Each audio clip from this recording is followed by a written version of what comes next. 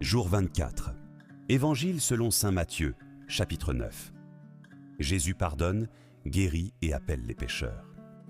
Première partie, proclamation de la parole de Dieu. Jésus monta en barque, refit la traversée et alla dans sa ville de Capharnaüm.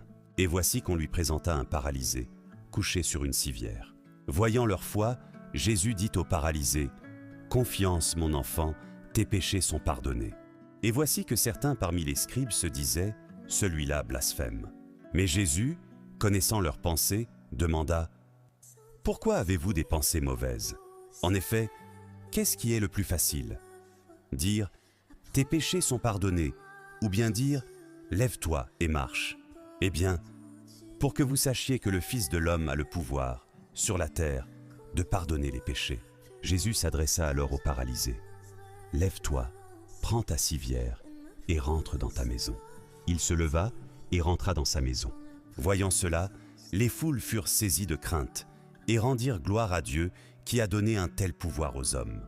Jésus partit de là et vit, en passant, un homme, du nom de Matthieu, assis à son bureau de collecteur d'impôts. Il lui dit : « Suis-moi. » L'homme se leva et le suivit. Comme Jésus était à table à la maison, voici que beaucoup de publicains, c'est-à-dire des collecteurs d'impôts, et beaucoup de pécheurs, vinrent prendre place avec lui et ses disciples. Voyant cela, les pharisiens disaient à ses disciples : « Pourquoi votre maître mange-t-il avec les publicains et les pécheurs ?» Jésus, qui avait entendu, déclara : « Ce ne sont pas les gens bien portants qui ont besoin du médecin, mais les malades. Allez apprendre ce que signifie : je veux la miséricorde, non le sacrifice. En effet, je ne suis pas venu appeler des justes, mais des pécheurs. » Alors les disciples de Jean le Baptiste s'approchent de Jésus en disant : « Pourquoi, alors que nous et les pharisiens, nous jeûnons, tes disciples ne jeûnent-ils pas ?» Jésus leur répondit : « Les invités de la noce pourraient-ils donc être en deuil pendant le temps où l'époux est avec eux ? Mais des jours viendront où l'époux leur sera enlevé. Alors ils jeûneront. Et personne ne pose une pièce d'étoffe neuve sur un vieux vêtement, car le morceau ajouté tire sur le vêtement, et la déchirure s'agrandit. Et on ne met pas du vin nouveau dans de vieilles outres. Autrement, les outres éclatent, le vin se répand, et les outres sont perdues.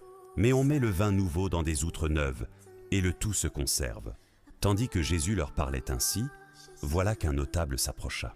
Il se prosternait devant lui en disant : « Ma fille est morte à l'instant, mais viens lui imposer la main, et elle vivra. » Jésus se leva et le suivit, ainsi que ses disciples. Et voici qu'une femme souffrant d'hémorragie, depuis 12 ans, s'approcha par derrière et toucha la frange de son vêtement. Car elle se disait en elle-même : « Si je parviens seulement à toucher son vêtement, je serai sauvée. » Jésus se retourna et, la voyant, lui dit : « Confiance, ma fille, ta foi t'a sauvée. » Et, à l'heure même, la femme fut sauvée. Jésus, arrivé à la maison du notable, vit les joueurs de flûte et la foule qui s'agitait bruyamment. Il dit alors : « Retirez-vous. La jeune fille n'est pas morte, elle dort. » Mais on se moquait de lui. Quand la foule fut mise dehors, il entra, lui saisit la main, et la jeune fille se leva. Et la nouvelle se répandit dans toute la région. Tandis que Jésus s'en allait, 2 aveugles le suivirent, en criant : « Prends pitié de nous, fils de David. » Quand il fut entré dans la maison, les aveugles s'approchèrent de lui, et Jésus leur dit : « Croyez-vous que je peux faire cela ? » Ils lui répondirent : « Oui, Seigneur. » Alors il leur toucha les yeux, en disant : « Que tout se passe pour vous selon votre foi. » Leurs yeux s'ouvrirent, et Jésus leur dit avec fermeté : « Attention, que personne ne le sache. » Mais, une fois sortis, ils parlèrent de lui dans toute la région. Ils sortirent donc, et voici qu'on présenta à Jésus un possédé qui était sourd-muet.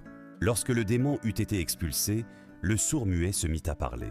Les foules furent dans l'admiration, et elles disaient : « Jamais rien de pareil ne s'est vu en Israël. » Mais les pharisiens disaient : « C'est par le chef des démons qu'il expulse les démons. » Jésus parcourait toutes les villes et tous les villages, enseignant dans leurs synagogues, proclamant l'évangile du royaume et guérissant toute maladie et toute infirmité.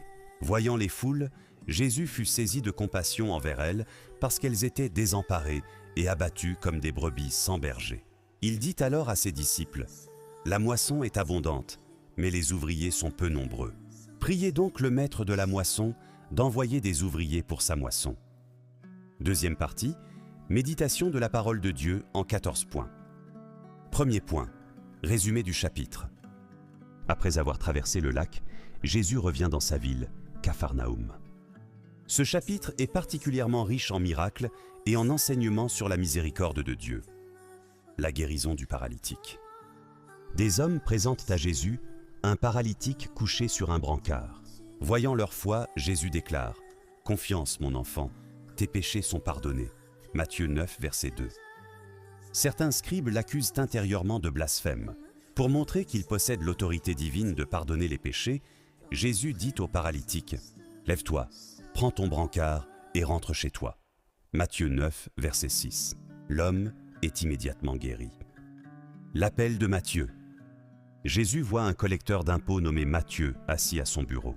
Il lui dit simplement « Suis-moi ». Matthieu 9, verset 9. Matthieu se lève aussitôt et suit Jésus.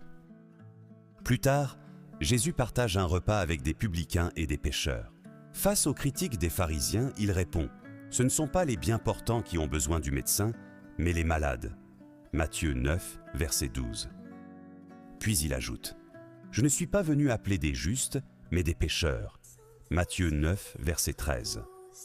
La question du jeûne. Les disciples de Jean-Baptiste demandent pourquoi les disciples de Jésus ne jeûnent pas. Jésus répond en se présentant comme l'époux attendu. La fille du chef et la femme souffrant d'hémorragie. Un chef vient supplier Jésus pour sa fille mourante. En chemin, une femme malade depuis 12 ans touche discrètement son manteau. Jésus lui dit « Confiance, ma fille, ta foi t'a sauvée ». Matthieu 9, verset 22. Elle est immédiatement guérie. Puis Jésus se rend auprès de la jeune fille décédée. Il lui prend la main. La jeune fille revient à la vie. La guérison de 2 aveugles. 2 aveugles suivent Jésus en criant « Aie pitié de nous, fils de David ». Matthieu 9, verset 27. Jésus leur demande « Croyez-vous que je peux faire cela ?» Ils répondent « Oui, Seigneur ». Alors Jésus leur ouvre les yeux. La guérison d'un possédé muet. On amène ensuite à Jésus un homme possédé incapable de parler. Jésus chasse le démon. L'homme retrouve immédiatement la parole. Compassion pour les foules. Le chapitre se termine par une déclaration émouvante. Voyant les foules, Jésus fut saisi de compassion pour elles. Matthieu 9, verset 36. Puis il dit « La moisson est abondante, mais les ouvriers peu nombreux ». Matthieu 9, verset 37. Deuxièmement, enseignement doctrinal catholique. Point numéro 1. Jésus possède le pouvoir de pardonner les péchés. Le miracle du paralytique révèle que Jésus possède une autorité divine. Le pardon des péchés est encore plus important que la guérison physique. Point numéro 2. La miséricorde avant tout. Jésus accueille les pécheurs. Il ne cautionne pas le péché, mais il offre toujours une possibilité de conversion. Point numéro 3. La foi ouvre le cœur à la grâce. La foi du paralytique, de la femme malade et des aveugles joue un rôle essentiel. Point numéro 4. Jésus est le médecin des âmes et des corps. Il guérit à la fois les maladies physiques, les blessures spirituelles, le péché. Point numéro 5. L'appel universel à la mission. La moisson abondante annonce la mission future de l'Église. Point numéro 6. Éclairage d'un père de l'Église. Selon saint Jérôme, en guérissant les malades et en pardonnant les péchés, Jésus révèle qu'il est le médecin des corps et des âmes. Il est venu appeler les pécheurs au salut. Point numéro 7. Éclairage du catéchisme de l'Église catholique. L'Église enseigne que Jésus a le pouvoir de pardonner les péchés. Sa miséricorde est offerte à tous ceux qui se convertissent et mettent leur foi en lui. Catéchisme de l'Église catholique au numéro 1441 à 1443, 589 et 1503. Point numéro 8. Symbole. Le vin nouveau et les outres neuves. Le vin nouveau symbolise la nouvelle alliance apportée par le Christ. Les outres neuves représentent des cœurs renouvelés, capables d'accueillir l'Évangile. La moisson. Elle symbolise les hommes appelés au salut. Jésus invite ses disciples à participer à l'annonce de l'Évangile. Les ouvriers de la moisson. Ils symbolisent ceux que Dieu appelle à travailler pour le royaume en annonçant la bonne nouvelle. Troisièmement, ce que ce chapitre révèle sur Dieu. Dieu est miséricordieux. Dieu pardonne les péchés. Dieu entend les cris de détresse. Dieu aime les pécheurs. Dieu est plein de compassion. Quatrièmement, ce que ce chapitre m'enseigne sur l'homme. J'ai besoin du pardon de Dieu. Je peux toujours revenir vers le Seigneur. La foi est essentielle. Jésus m'appelle personnellement. Je suis appelé à participer à la mission de l'Église. Cinquièmement, ce que ce chapitre révèle sur Jésus-Christ. Point numéro 1. Jésus est le Fils de Dieu. L'autorité de pardonner les péchés appartient à Dieu seul. Point numéro 2. Jésus est le médecin divin. Il soigne les corps et les âmes. Point numéro 3. Jésus est le bon pasteur. Sa compassion pour les foules annonce son cœur pastoral. Point numéro 4. Jésus est le maître qui appelle. Comme Matthieu, chacun est invité à le suivre. Point numéro 5. Jésus est le vainqueur de la mort. La résurrection de la jeune fille annonce sa victoire définitive sur la mort. Sixièmement, point de louange au Père. Dieu le Père. Tu es riche en miséricorde et tu ne cesses d'appeler tes enfants à revenir vers toi. Je te loue et je t'adore. Septièmement, point de louange à Jésus.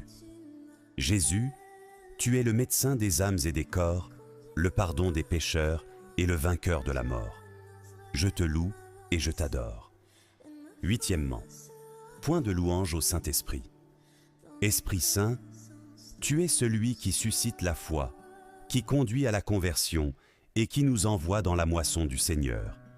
Je te loue et je t'adore. Neuvièmement, verset incontournable à mémoriser. Matthieu 9, verset 13. Je ne suis pas venu appeler des justes, mais des pécheurs. Pourquoi ce verset est-il fondamental? Parce qu'il révèle le cœur de la mission de Jésus. Chercher et sauver ceux qui sont perdus. Dixièmement, promesse biblique à proclamer. Matthieu 9, verset 22. Confiance, ma fille, ta foi t'a sauvée. Prière de proclamation. Seigneur Jésus, j'ai confiance en toi. Augmente ma foi et accorde-moi les grâces dont j'ai besoin pour mon salut et ma guérison. Onzièmement, prière inspirée du chapitre. Père très saint, merci pour ton Fils qui pardonne les péchés, guérit les malades et relève ceux qui sont abattus. Augmente ma foi et donne-moi le courage de répondre à ton appel comme Matthieu. Par Jésus-Christ notre Seigneur. Amen. Douzièmement, comment utiliser ce chapitre dans ma prière et mon intercession? Je peux prier pour les malades, pour les personnes éloignées de Dieu, pour les prêtres qui administrent le sacrement de réconciliation, pour les pécheurs, pour les missionnaires, pour les personnes en fin de vie, pour recevoir davantage de compassion envers les autres. Treizièmement, guérison dans ce chapitre. Guérison physique. Ce chapitre est particulièrement riche en guérison physique. 1. Guérison du paralytique. Lève-toi, prends ton brancard et rentre chez toi. Matthieu 9, verset 6. Le paralytique retrouve immédiatement l'usage de ses membres. 2. Guérison de la femme souffrant d'hémorragie. À l'instant même, la femme fut guérie. Matthieu 9, verset 22. Après 12 années de souffrance, elle est guérie par la puissance de Jésus. 3. Résurrection de la fille du chef. La jeune fille se leva. Matthieu 9, verset 25. Jésus manifeste sa puissance jusque sur la mort. 4. Guérison de 2 aveugles. Leurs yeux s'ouvrirent. Matthieu 9, verset 30. Ils retrouvent la vue. 5. Guérison du possédé muet. Le muet parla. Matthieu 9, verset 33. La parole lui est rendue.